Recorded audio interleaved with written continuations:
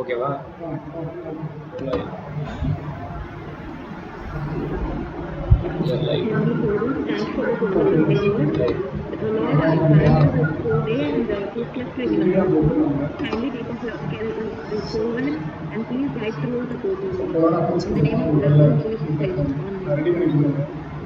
இதுல பண்ண முடியாது, நான் மாற்றவே முடியாது. ஸ்க்ரீன் மாறினா எனக்கு அப்சூட்டிங்கன்னா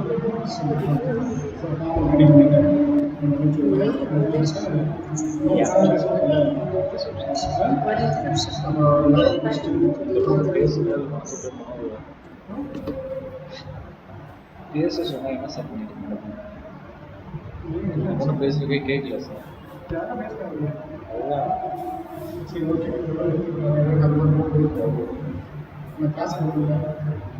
சார் என்ன சார் அமைதியாக இருக்காங்க சார். லைவ் ஸ்ட்ரீம் உங்களுக்கு ஓப்பன் பண்ணி பாருங்க, வருதா?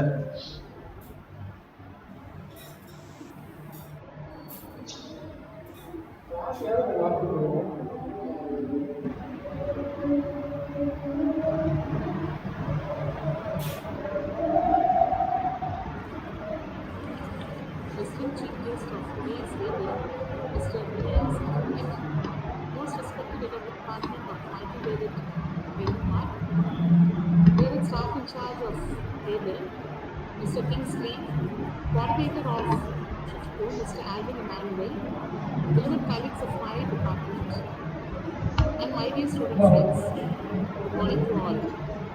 First of all, I would like to welcome Lord Jesus Christ into our midst, short citizens today and today's welcome. I'm immensely pleasured to welcome our chief guest and resource person, Mr. Director, IIM Ashok Educational Private Limited, Chennai. Sir is not a stranger to us. So we had the opportunity of listening to you along with our department faculty and MBA students yesterday through our MBA program, which was really very enlightening and encouraging for us. Now, along with our students waiting, sir, to listen to you today. We also heard that you are best benchmate for our head of the department, and we are very happy and very pleased to have you amongst us.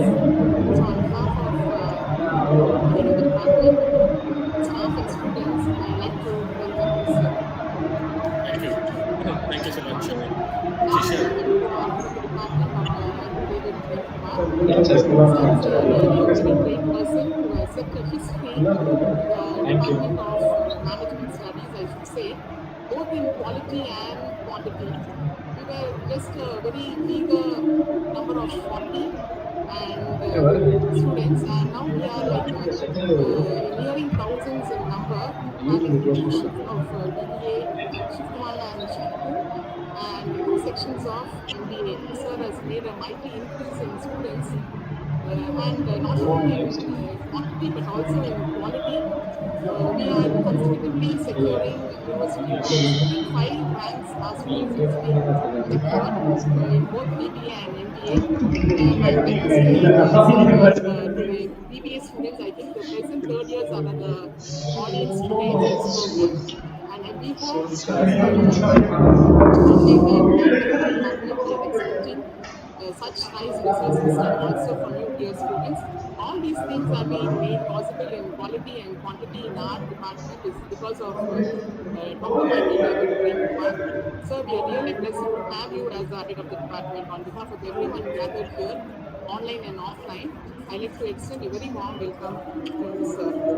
My appreciation and bit of welcome to Mr. Kingsley, our able coordinator, the young and energetic leader, I should say, a person who is very keen in organizing many programs. I think only 10 days have passed since our inauguration, and so has been organizing many programs and participating in many Mr. Elias Ahmed and we are listening to great scholars. Thank you, sir, for this great effort of yours, and we are expecting many more programs in your future. And have a team of dedicated intellectuals as our part-time colleagues who are the faculty of Hindu Institute of Management Studies. They are rendering great motivation and inspiration to our students, and also a great support during programs like this. I welcome you all, dear madams and sirs. I'm very happy to welcome Mr. Emmanuel who is joining, and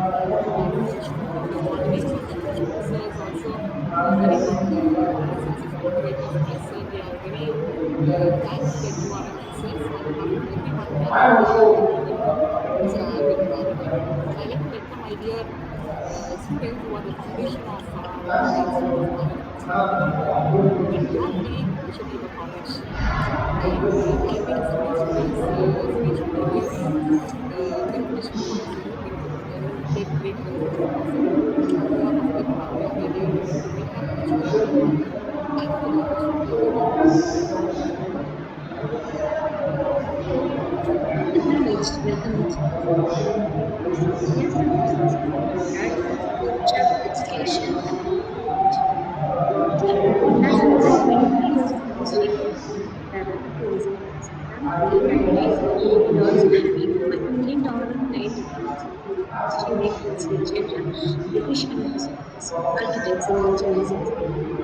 He adds value of experience journey in which studies and provides good understanding of visa process of major countries including USA, Canada, UK, Australia, etc. He is passionate about counseling and believes in making a difference in other lives. A postgraduate in sociology, he loves to travel and an extrovert and social enthusiast. Now, like English, chess, and mathematics, he is the type who participates in things during the board examination. Well, thank you very much, all of you, and first of all, a very, very good morning to everyone. And before I could actually start, I just wanted to check if am I audible? Am I clear? Is my am I being audible and clear? Yeah. Okay, great. Again, thank you very much, and I would like to first thank the management of Bishop Weaver College and the faculty, and especially Dr. Michael Premkumar, who is also my benchmate in school. For almost 12 years we were together, and each and every one of you, Mr. Kingsley, Ms. Patricia, and all the others who have put in their effort to bring this program, organize this program. So thank you very much, and it was a really good experience, and it was a very nice session we had yesterday. I hope it was beneficial and useful to the MBA first year students. And I'd like to thank the students of BBA who are present today for attending this webinar, and I will take you through quickly with my presentation. And I know that webinars and sessions like this would at times be boring, but I'll try and see as much as possible to keep it short and more lively. So before we could start, I'll just share my screen. So I just want you to confirm if you're able to.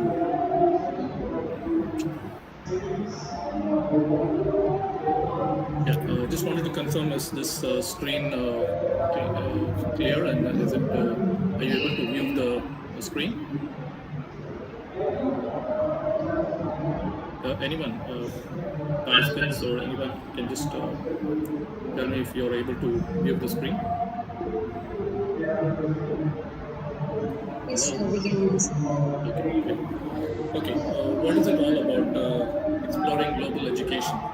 Education, you get educated. It's not just the formal education that you do at a university or college, but you also get to learn a lot of things personally when you start working, be it at office or be it at home. So anything that is knowledgeable is beneficial. Basically, the company that I've started is called Ilm Pro Education, and Ilm in Arabic means knowledge. So basically, it's about knowledge and education. So I'd like to welcome all the students present today, and just give you a small, short overview of what we will be doing today, what I will be doing today, rather.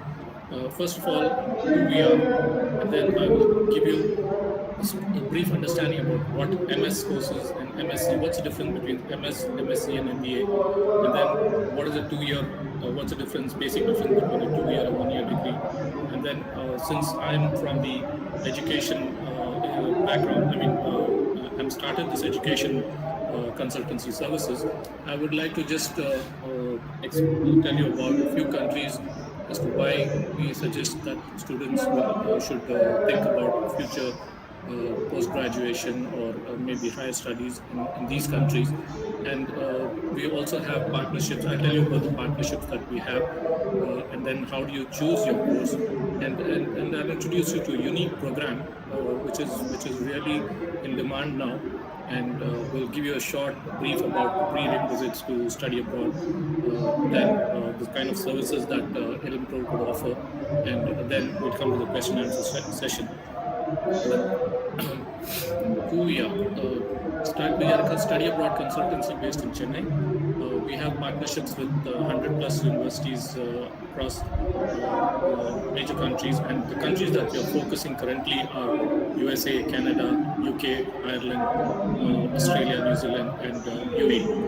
Basically, the idea behind focusing on these countries at the moment is because these are mostly English, or all English-speaking countries except for UAE, which where again majority of the courses and majority of the people there, almost 90% would speak English.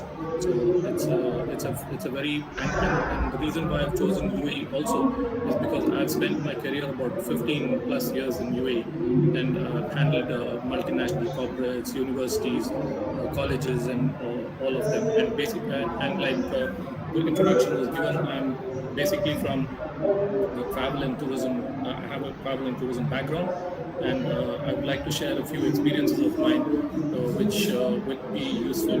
I hope so, for students who are pursuing their careers, and these are basically the kind of thing that anyone would benefit, according to me, that will help them in shaping their future.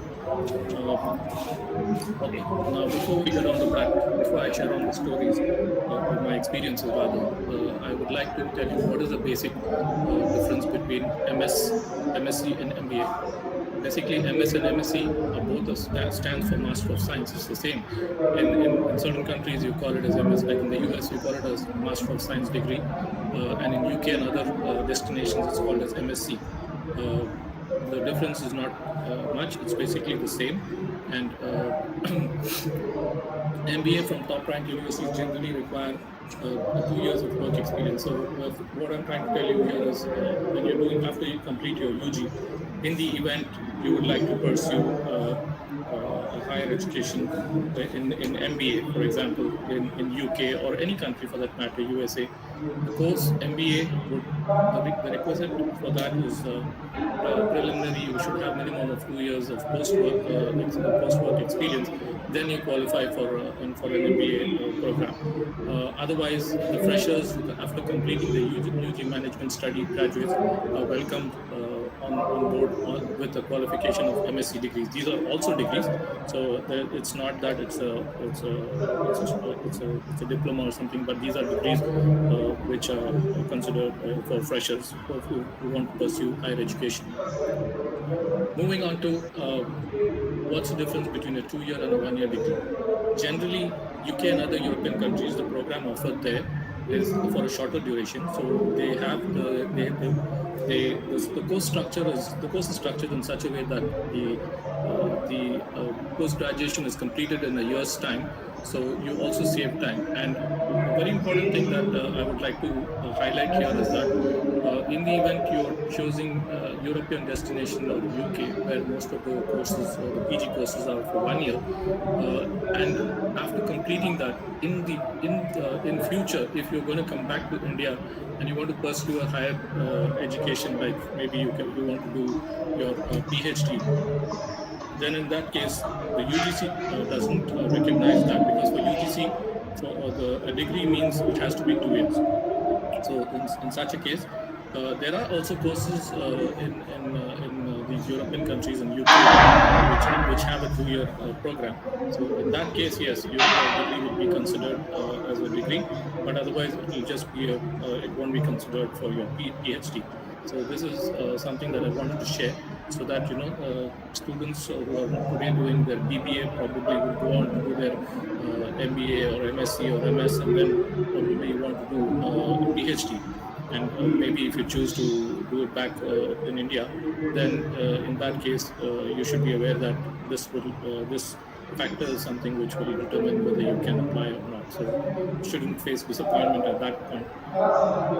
Also, another factor about doing a 2 year degree program is that in some of the countries, it actually helps in the immigration process. So, like, there might be students who would like to pursue their higher education and then go on for the PR. Like, for example, if you take Canada or if you take Australia, doing a 2 year degree program there compared to a 1 year post-study, I mean a PG program in UK, that helps because in Australia and Canada, you get additional points for doing a 2 year degree program. So although when you're applying for PR, there are certain parameters in which the immigration authorities look into your applications.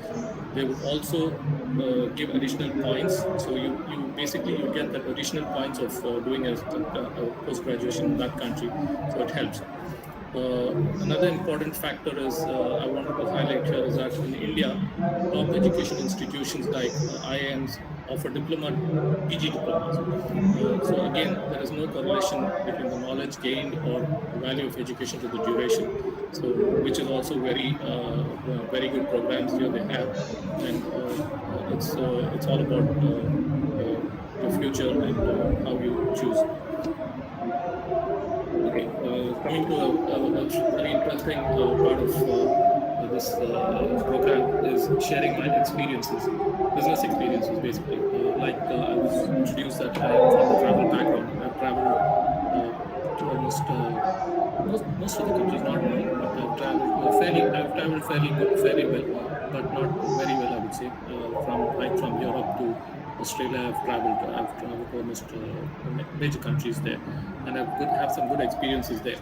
But also, having said that, a majority, I've worked in 3 different countries, and the work experience in these countries was different.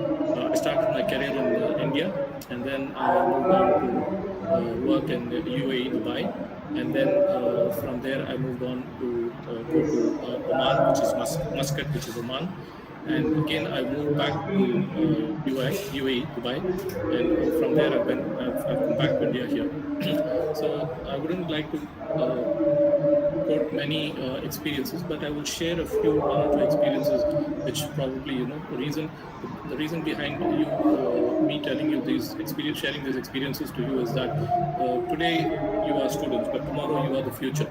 You would be businessmen, you would be entrepreneurs, you would be a leader. So sharing this experience is like kind of a knowledge which would help you in future at some point of time.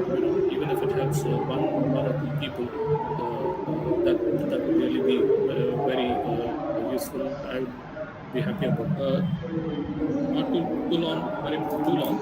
I'll just try to share one of my favorite experiences where I really feel that it's not feel proud, but I felt that if I had not done that on that day, today I wouldn't be talking about it, and I've earned the recognition of having done that, and I still have earned that respect from that company to whom I rendered that service. It's basically when I was working in Dubai in a travel company. One of our top corporate multinational companies who had a turnover of almost about $50 million annually. Their director of operations was traveling on a flight from UK to Dubai, and he was on a personal trip, and he had a personal yacht. So,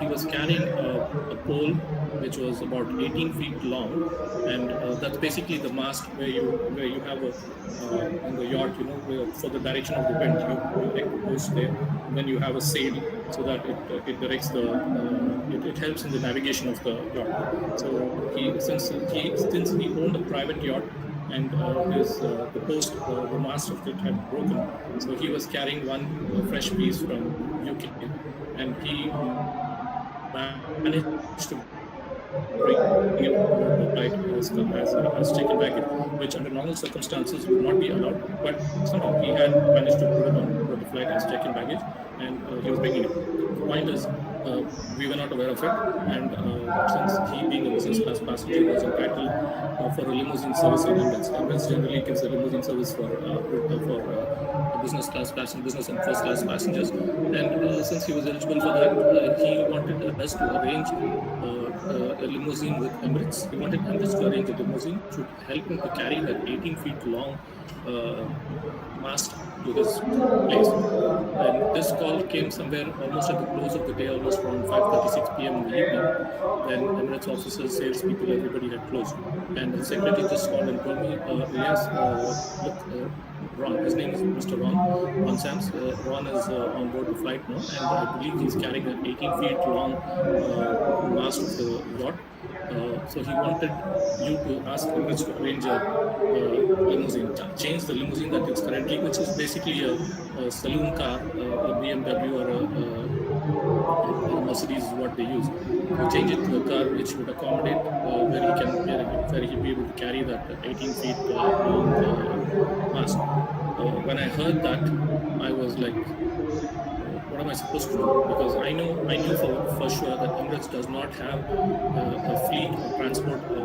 They do not provide such kind of service. But nevertheless, tried calling a few people in Emirates, and they said, no, sorry, it's not possible.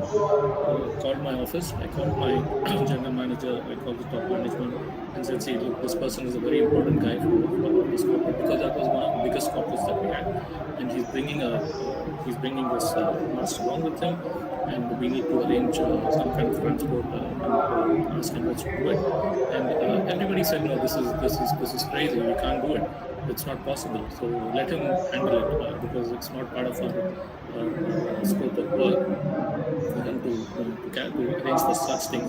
So we can't do it. Just tell him that we can't do it. They said that, and I did not say anything. I just kept quiet. I was thinking for a while, what am I supposed to do? What am I supposed to tell? If I tell this gentleman that on arrival saying that no, we are not able to do it, probably a few days down the line he would understand that what he was asking for was something out of our scope.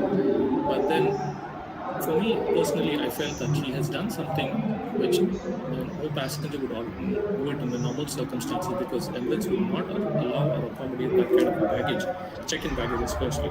So when he's able to do that, can we not do something? So if we do something, then it would really be very helpful, and it would reflect very well on the company that I work for.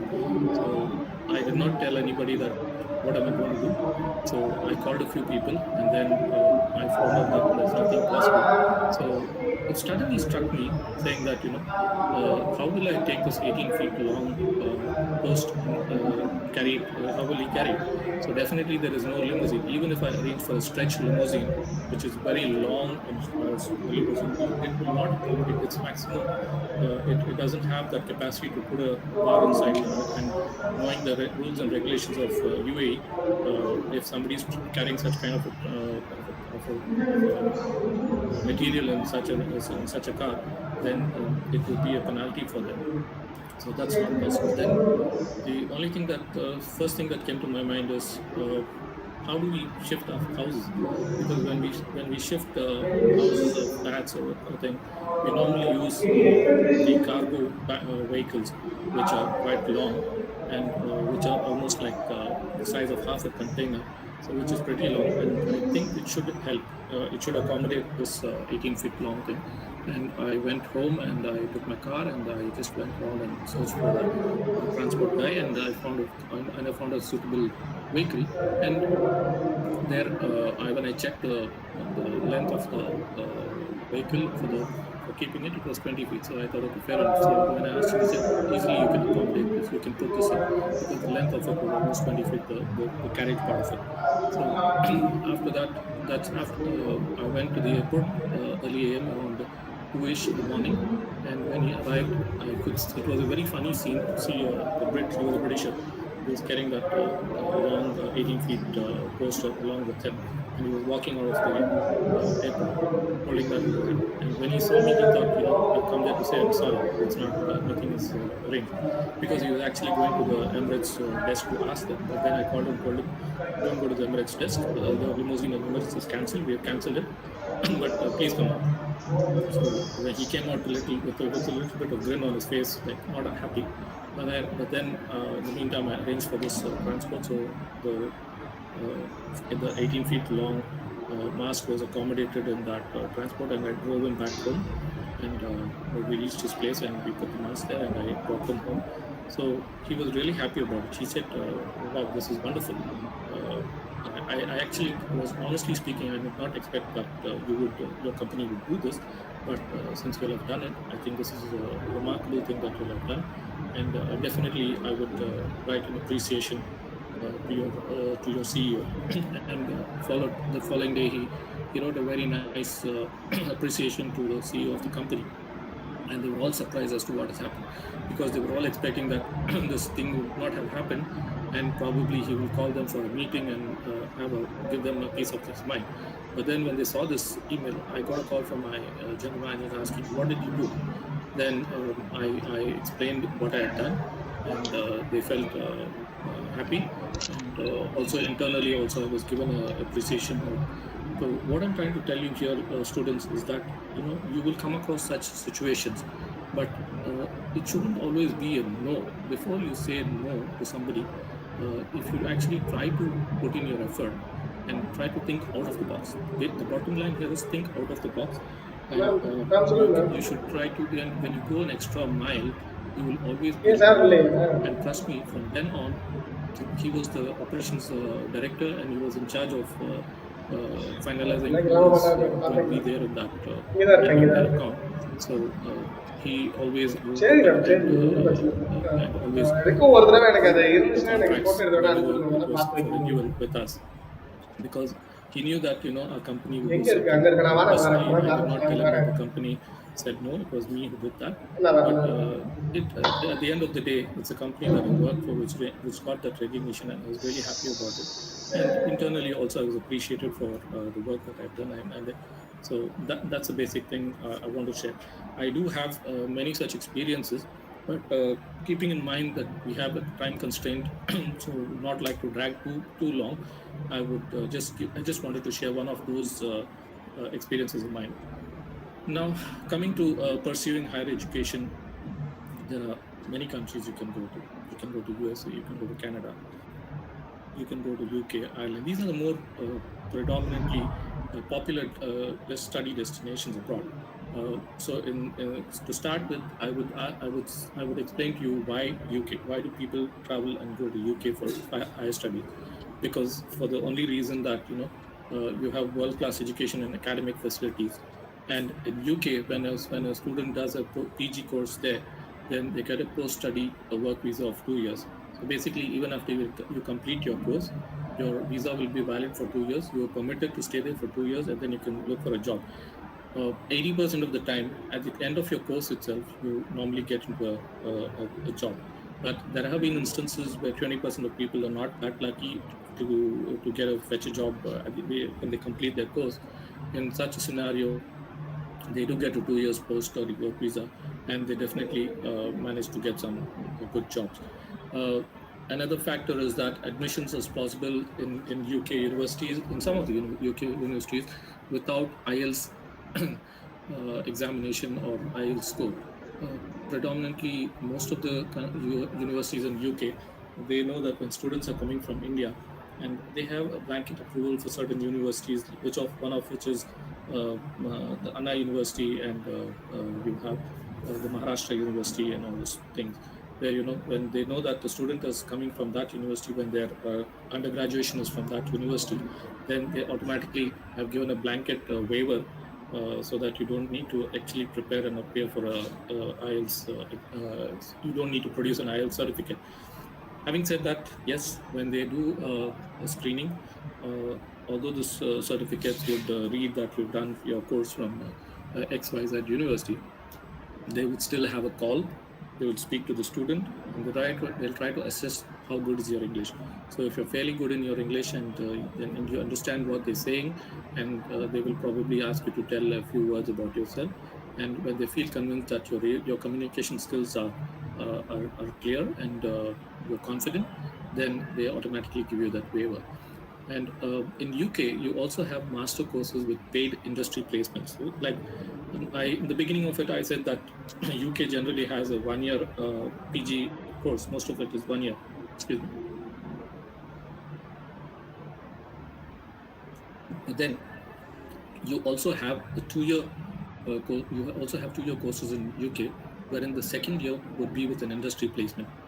Some courses are 18 months, some courses are 15 months, something like that. So you have a lot of courses there. So when you have an industry placement course, what happens is you're entitled for a stipend, and most of the times you probably will recover almost 50% of the cost that you spent on your education, because they pay some handsome stipends there. So that helps. So that's the reason why. Just to give you an example, if a PG course in UK costs somewhere between 25 to 40 lakhs Indian rupees in total, I'm talking, then in that case you will probably get back around 20,000.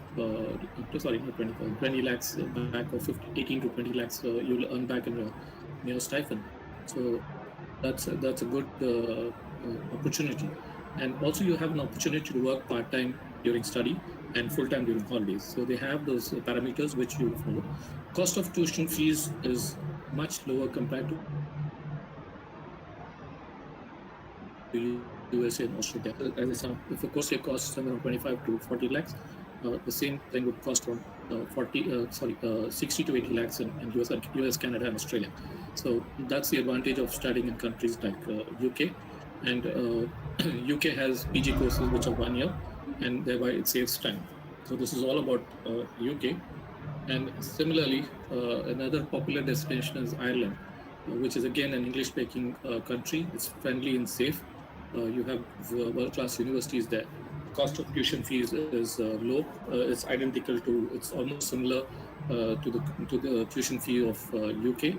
So UK and Ireland are almost on the same level, and you have internationally recognized qualification and choice of courses.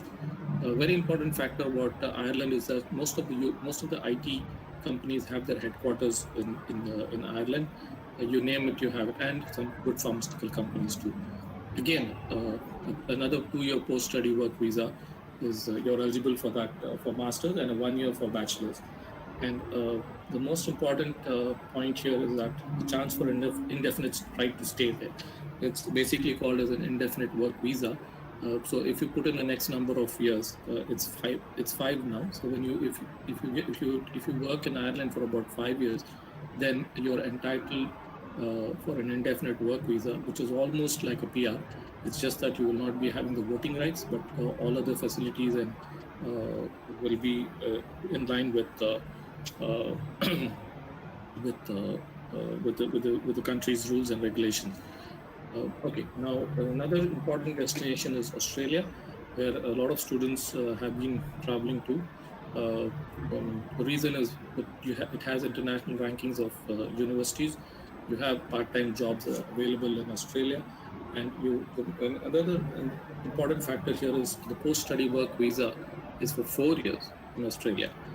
Compared to UK and Ireland, here you get a 4-year, up to 4 years work visa. Again, it varies from university to, it also depends on the courses that you choose. So, but predominantly it's a 4-year post-study work visa, and you also get an opportunity for permanent residence. So that really helps the PR, those who are aspirant for studying and then settling abroad on PR. Then in that case, yes, Australia is studying in Australia helps you to achieve your PR points, and then you get that. And most important thing is also the comparative climatic conditions which are almost similar to South India.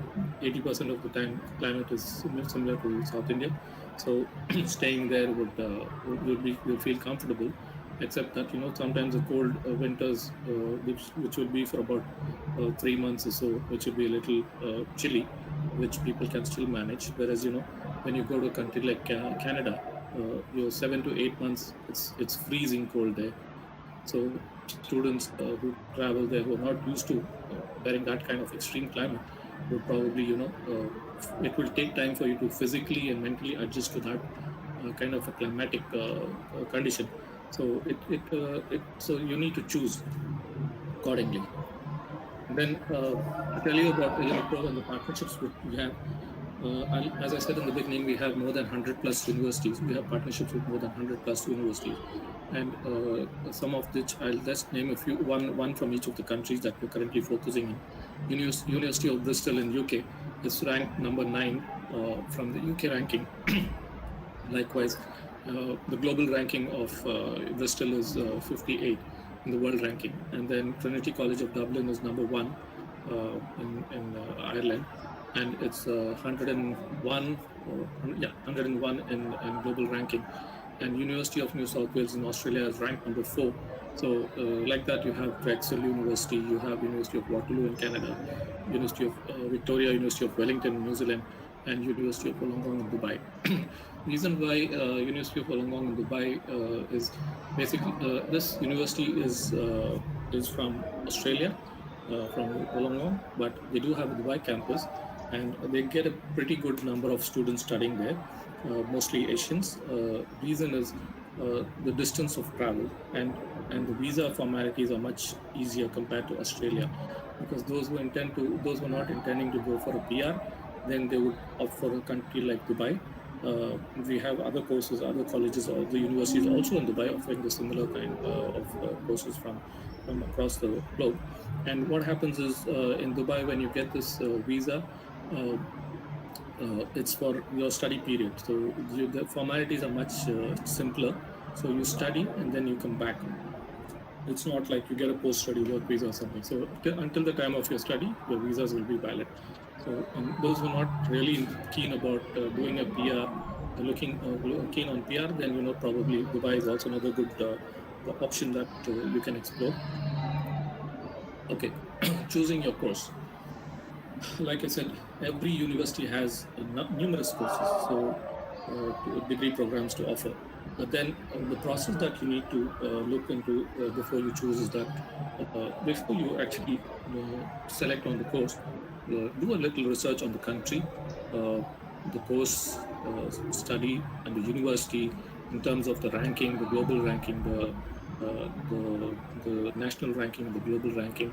And you have to do a little bit of research on the course itself as to how beneficial this course is. Is this the one that you're actually looking for? And then you also have to look at the career prospects of this course. Just to tell you how you can look, although you're from the management, you're doing your management, and you probably be having attended many such seminars, or people eminent from the education background would have briefed you about how to select career prospects, and you would have had corporates visiting you all.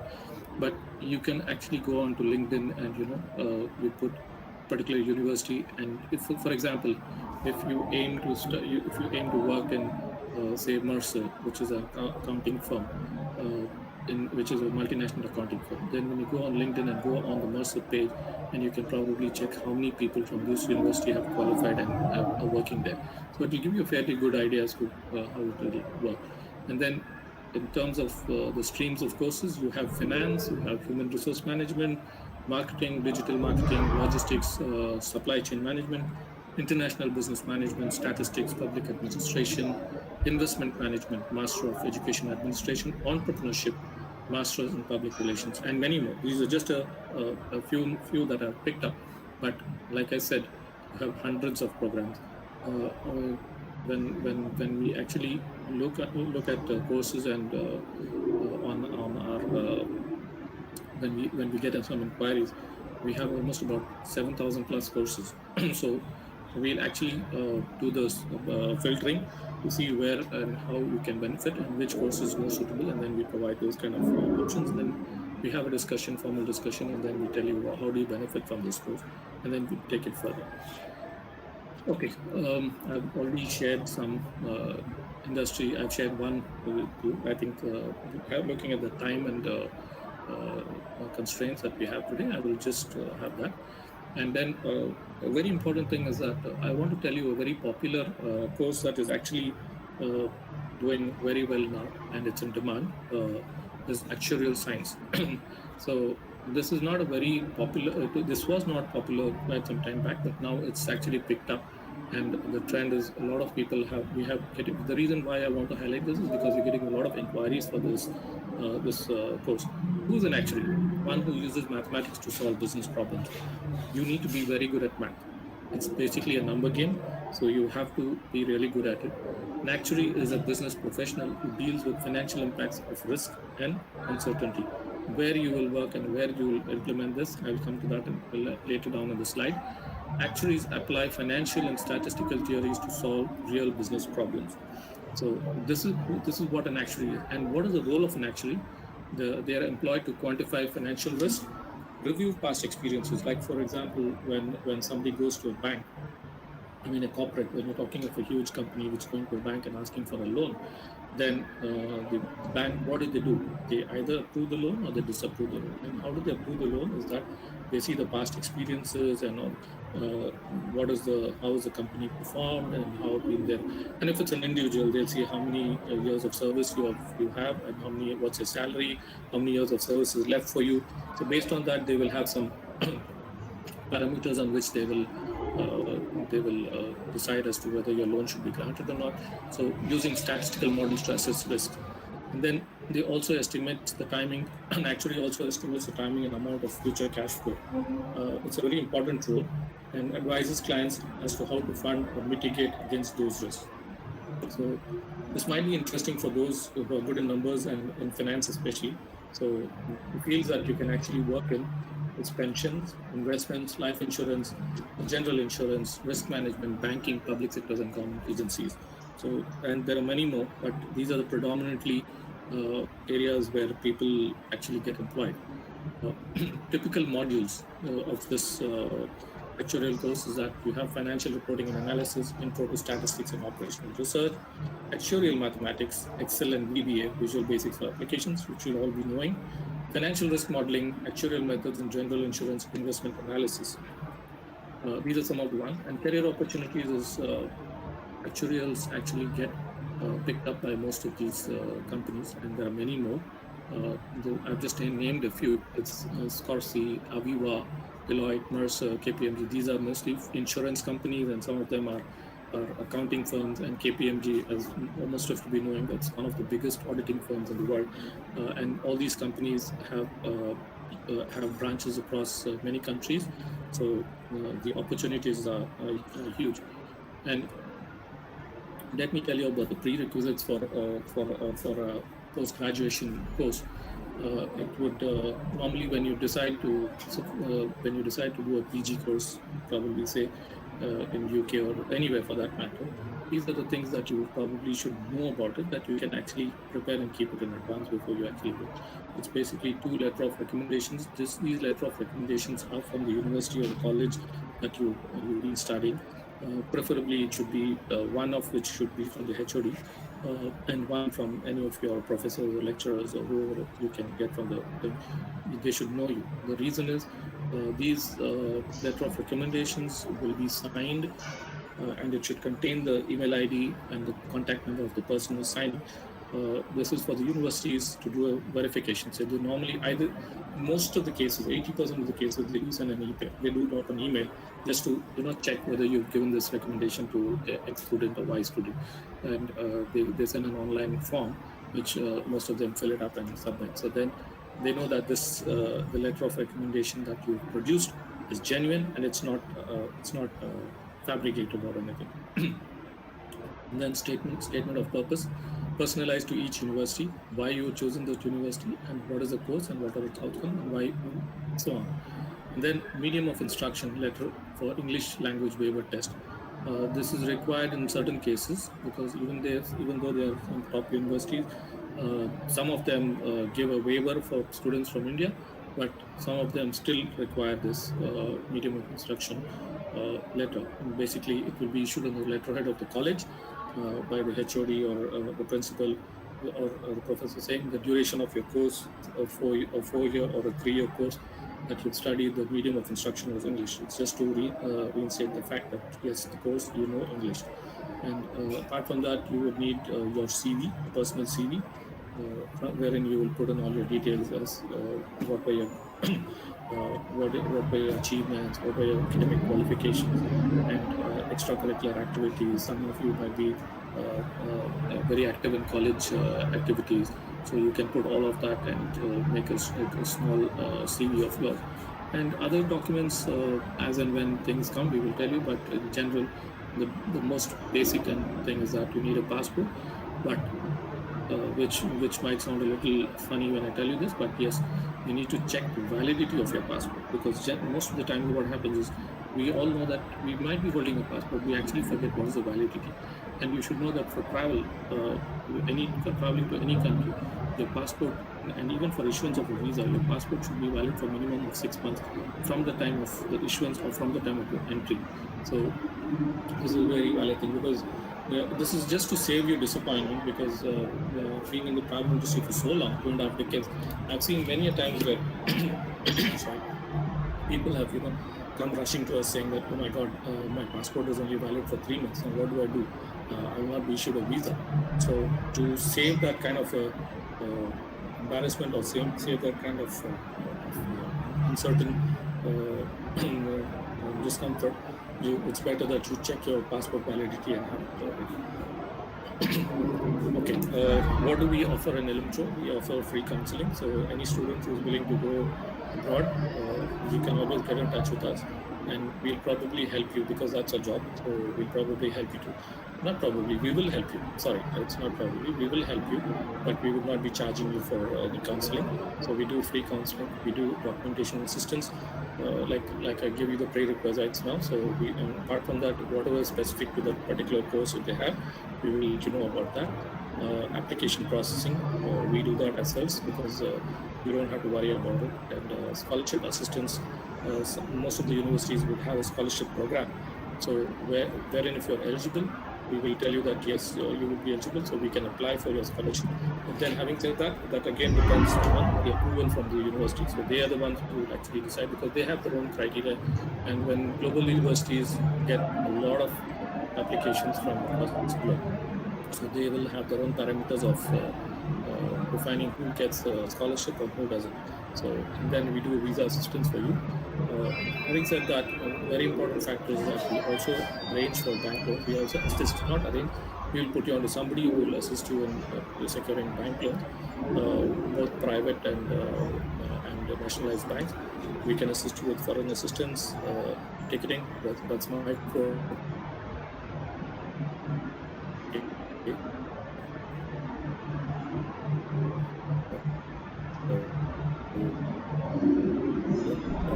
Guidelines as to what you're supposed to do, what you're supposed to do, what you're supposed to carry, and what's the kind of things that you can expect there. So we'll give you a small. Apart from that, we also can arrange for accommodation in the country of study that you're going for. Not in all, but yes, the majority of countries that we are dealing with, we can assist for. And last but not the least, this is my email ID. My name is Ilyas. And the email ID is for any inquiry that you have. You can always drop us an email at inquiry@ilmpro. It's ILM. It's basically ilmpro.com, and that's my mobile number. I'm available on WhatsApp, so you feel free to always drop in an email or give me a phone call or send me a WhatsApp message, and then I'll be happy to assist you with that. So this is the part of the presentation. I think we are almost on the right time. We're winding up this. So once again, I'd like to thank each and everyone who have been present today. And I'd like to thank again, once again, I'd like to thank Dr. Prem Kumar, Mr. Kingsley, Ms. Patricia, and all the other staff and faculty who have been available for this session. And my dear students, wish you all the very best in your future endeavors. And I hope all of you this session was beneficial and useful. So thank you very much. And if there is any questions that you have, please, I'm open to take those questions. So if you have any questions, please proceed.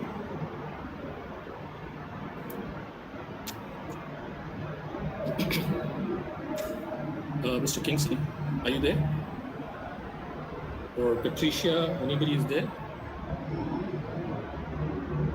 Yes, sir. This is Alvin, the shift to coordinator. Yes, sir. Can I help you, sir? Yeah, Alvin, I just wanted to. Hi, Alvin. Thanks for being on this session. Yes, sir. I'm done with the presentation, but I would like to know if somebody would be willing to ask some questions to one of the students, so they can always ask a question now if they have any doubt, or they can drop us an email over the email ID that and you can share this email ID with them. Probably if they're not able to think of what to ask now, maybe they might come back tomorrow or sometime later. They can always Fine. Thank you, sir. So, students, is there any queries you can ask sir now? Over to MC desk. Who's doing MC?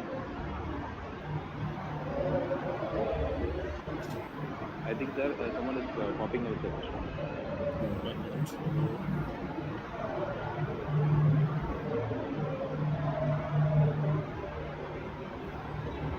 I request the students see to that. ask the questions now. Good afternoon, sir. I'm Pradeep. I'm from BBA. Okay. Sir, I have shortlisted some universities from Australia. I wanted to study my post-graduation in Australia. Okay. I just want to know that will I be getting a PR there after my studies, or I don't know what's the procedure. Yeah, it helps in getting a PR, especially when you're doing a PR, a post-graduation, 2 years post-graduation in Australia. It adds points to your, because just studying in Australia alone doesn't, you're not entitled for a PR, but the parameters they would look into. Pradeep, if you can just drop us an email as to what is your background, then probably I can just check and revert back to you on that.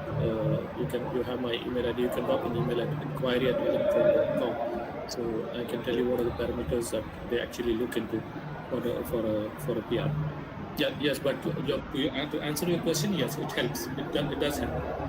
So it's not that students, it doesn't automatically entitle you for a PR, but 75% of the times it helps in actually boosting your PR application, because you've studied in the country for 2 years, so you spent your amount, you pay those university fees and everything. So this will definitely add value, and you will be considered.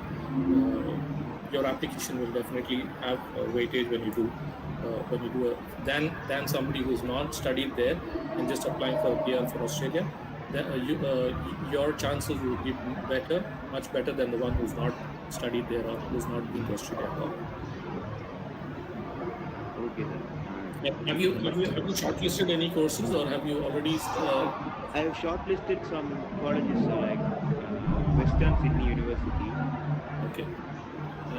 Yeah. And Pradeep, what I would suggest is, if what is your, if you can share your mobile number, or if you have my mobile number there.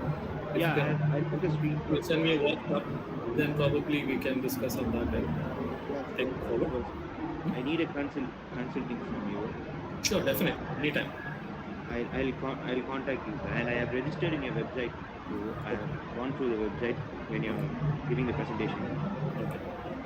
I'll contact for sure, sir. I need some information. Definitely.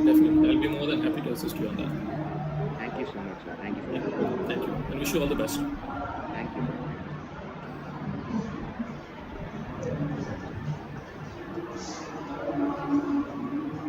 There is one question where somebody has asked, is there any impact of these foreign studies because of this pandemic? To to be very honest, yes, there is a certain impact.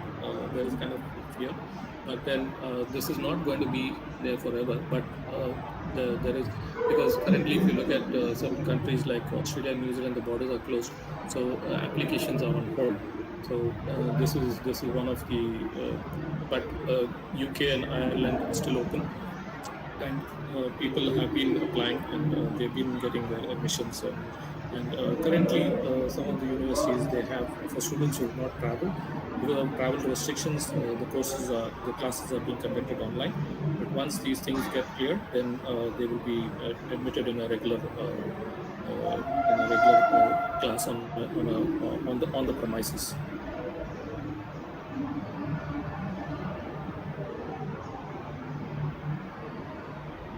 Okay, another question here is, what do you think about job opportunities after finishing master and abroad? The opportunities are there, and I mean, it all depends on how you score, okay, and which university you've chosen. Like, for example, if you choose a good university, and you will have most of the corporates who will actually target the good universities. So they'll come for an an on-campus interviews, just like how it happens anywhere, even in India. You have the final year students to get an on-campus interview. So similarly, you will have this kind of things abroad. Also, the structure is basically the same. So when they come for these courses, when you finish it, and they will look at how well you performed in your course. And the good thing about these universities is that they have placement cells. Most of them have placement cells, so they will actually start giving you tips and ideas as to how you should prepare yourself for the so that you'll be prepared at the end of your course. You'll be prepared to attend these interviews, or to answer those questions. So yes, it helps, and I would say the ratio would be 75 to 80% of the people.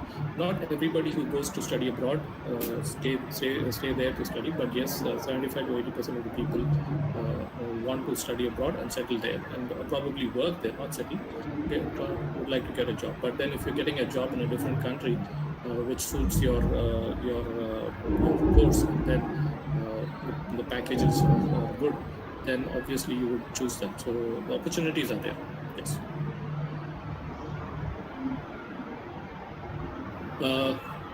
Good afternoon. Can you suggest some universities from UK for Master in Finance? Yes, definitely. We have Bristol, University of Bristol. You have University of Leicester. You have Liverpool. So depends, and it's very generic thing that I would not be able to.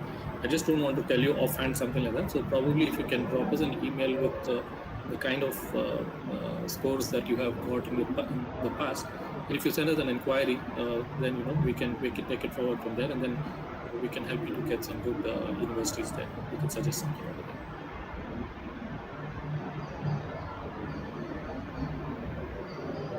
Any more questions?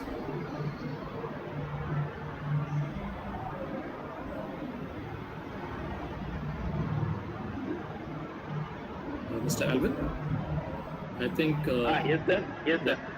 I think I've answered these questions. If there's any more questions, I will take that. Otherwise, okay. There's one more question here. Sir, Yes, sir. There is one more question. But unfortunately, didn't find that. Okay, that's a very good question. You've heard the people who studied in European countries, but unfortunately they couldn't find jobs. Again, depends on where they've studied. And that's quite possible everywhere. But even if you study in India, it's not 100% guarantee that you will definitely get. There are people, 75 to 80% of the people try to get the jobs, but there will be this 20-25%. That again, that the country that they have studied is what matters, and the course that they have studied, the institution they have gone to. Because going to study abroad and studying in some low-ranked universities, definitely they would face disappointment, because good corporate companies or multinationals would definitely not come to low-ranked universities. They would never even look at those universities for a on-campus interview. So if that's a situation, yes, they would definitely be disappointed in that aspect. Then the whole perception about studying abroad, they will lead to it will be very misleading, saying that if you go and study abroad, you don't get jobs. It's not true actually.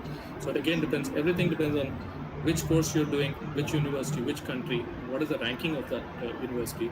So that's very important. It's very simple. Like if you, for example, if you study in India, let's take an example from India. If you study in India, you study in IIT or Anna University, and then if you study, say, probably in some other university which is not which is low rank or something, then where do you think the multinational companies will target? They will target the ones the cream of the jobs are taken away by IITs and IIMs. Having said that, it's not necessary that people from other universities don't get, but it's all on the performance and how they decide, because you will have a number of criteria in the selection process. You will attend interviews, you will attend sessions. You will have a joint group discussion, and how you perform your aptitude test and other things. So it all determines on how well you do there, so how confident you are. So if you're really confident and if you do well, then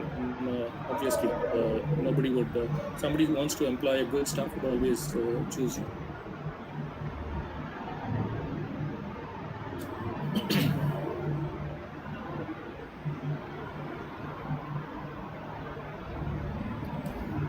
Mr. Alvin, I think we are almost done now. So because I'll yes, sir. Yes, sir. Because I also need to go to another meeting now at 12:30. So I have to. Okay. Thank you, sir. So, thank you very much, Alvin. And yes, sir. In fact, we have to thank you, friends. It's a great opportunity for us to listen to such a wonderful person. So we are happy, sir, to have you for this day. In fact, you have been with us for the past 2 days, and it's really an enterprising one, and we have been informed with lot of information. So this is going to be helpful for the students, and I once again we thank you from the management and from the Department of Management for your wonderful information. In fact, you have given a lot of information which will be definitely useful for our students. And we should also thank our head of the department for giving us such a great opportunity and inviting such a great resource person for us for the past 2 days for our students. So we are so thankful for him, sir, and for you, sir. And I also thank the able coordinators, Shift 1 from Kingsley, and from Shift 2, Madam Meenalakshmi and Madam Sridevi, for organizing this program and making this day a wonderful day for us, for us and the students. And also Madam Patricia, the person who is behind this program, and she is being a source of inspiration and support for us throughout the endeavors of the department and all the activities of the department. And I also thank the student coordinators and the person who is actually behind this able program, and also I thank the support staff and technical persons who assist us in successfully organizing this program.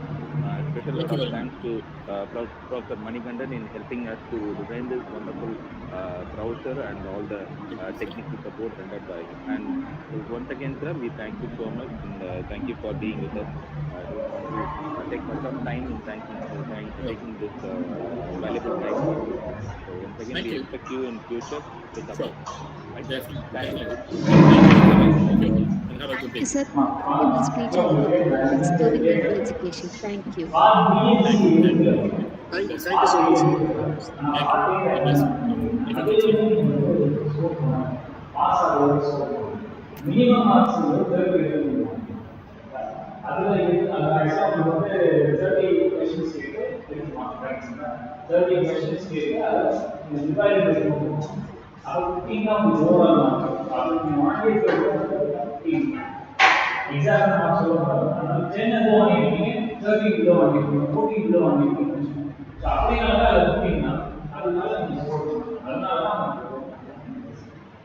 நீங்கள் இப்போ போய் type பண்ணி பார்ட்டியே நீங்கள் வாங்கினாங்க இதுதான் உங்களுக்கு price. அதனால நீங்கள் டைப் பண்ணி பிஸ்னஸ் நான் அந்த எக்ஸாம்ஸ் வந்து வெளியில் வரப்போ அவங்க ஷீட் கொடுத்துருவாங்க. நீங்கள் குரூப் வாங்கினீங்க, நீங்கள் குரூப் வாங்கினீங்கன்னா உங்களுக்கு அந்த யாரையும் ரெஸ்பான்ஸ் எக்ஸல் பண்ணுவீங்களா நான் அந்த சம் அப்போ உங்களுக்கு ஆக்ஷன் போடுறது ஆக்ஷன் போடுறது பேசி நாங்கள் 2 பேர் நீங்கள் ஒரு ஏன்னா மொத்தத்தையே உட்காந்து டேட்டா பேஸ் சர்ச் பண்ணிட்டாங்க ஃபுல்லாக உட்காந்து காலேஜ் போகிறது பார்த்து அவங்க என்ன எக்ஸ்பிளைன் பண்ணால் எக்ஸ்பிளைன் பண்ணிருக்கோம். ஆனால் நான் வேறு நீங்கள் ஸ்டடி பண்ண எதுவும் ஃபாலோ கிடையாது.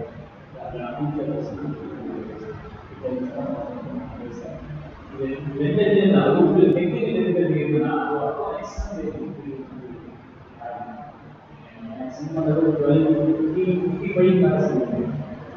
அப்போ அவங்க வந்து இதுக்கு ஆக்சுவலாக 1 o'clock வந்து அடுத்த பேட்ச் ரீசன்ல பார்த்தேன் ரீசன் அது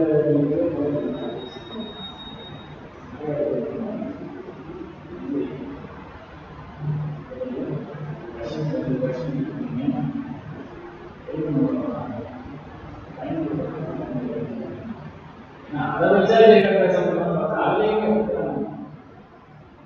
அதுலேயுமே 3 மார்க் பாஸ் 4 மார்க் சொன்னேன் 53 மார்க் அதை வச்சு நான் லேட் சொல்யூஷன்